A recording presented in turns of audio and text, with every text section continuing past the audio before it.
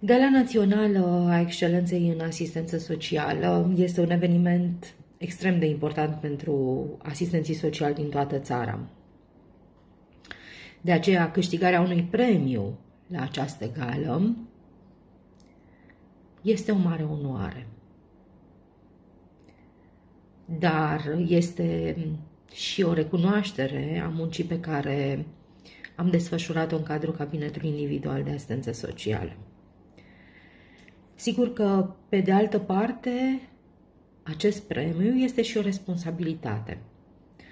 Este o responsabilitate pentru mine de a învăța alți tineri sau colegi în asistență socială să lucreze într-un mod cât mai profesionist.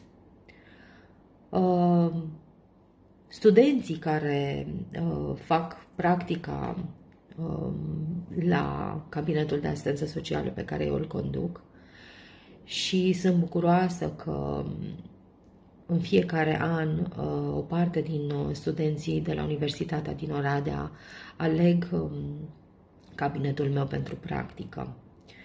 Este o responsabilitate de a menține cât mai ridicată ștacheta, de a dovedi în continuare profesionalism, de a dovedi în continuare perseverență și